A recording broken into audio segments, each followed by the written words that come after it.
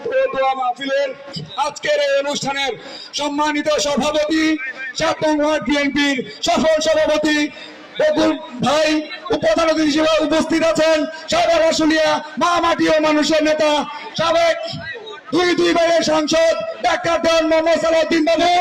বিশেষ অতিথি হিসেবে উপস্থিত আছেন ইয়ারপুর ইউনিয়নের দুইবারের সাবেক সফল চেয়ারম্যান সাভার উপজেলা পরিষদের ভাইস চেয়ারম্যান দেওয়ান মঈনুদ্দিন বিপ্লব।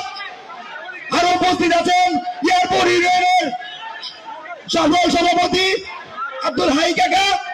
আরো উপস্থিত আছেন সাধারণ সম্পাদক দেলার ভাই।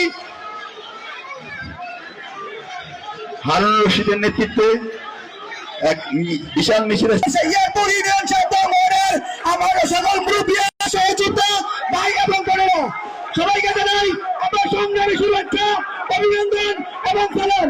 আসসালামু আলাইকুম। সংগ্রামী সাথী ও বন্ধুরা, আপনারা জানেন দেশনেত্রী গণতন্ত্রের সূচনাকারী গণতন্ত্রের প্রতীক দেশমাতা বেগম খালেদা জিয়া অত্যন্ত অসুস্থ।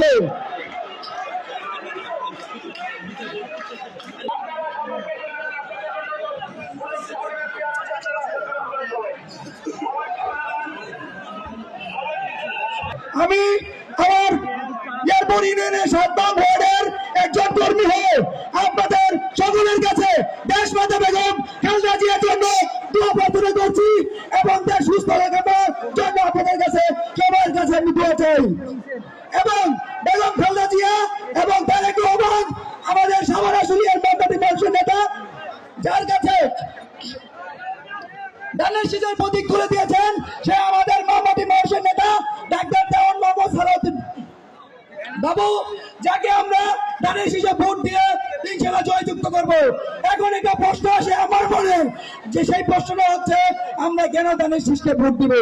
আমরা বিগত দিনে দেখেছি গত 17টা বছর ইয়ারপুর ইউনিয়নের এই ৭ নং ওয়ার্ডে কতটুকু অন্যায় অত্যাচার এই আওয়ামী লীগ করেছে।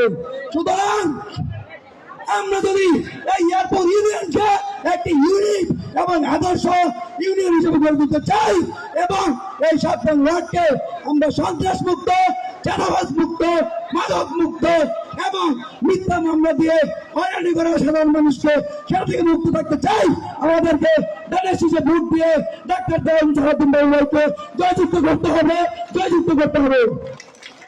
এবং আমি আবারও দেশমাতা বেগম খালেদা জিয়ার জন্য দোয়া চেয়ে এবং ধানের শীষে ভোট চেয়ে আমি আমার সংক্ষিপ্ত বক্তব্য শেষ করছি। আসসালামু আলাইকুম।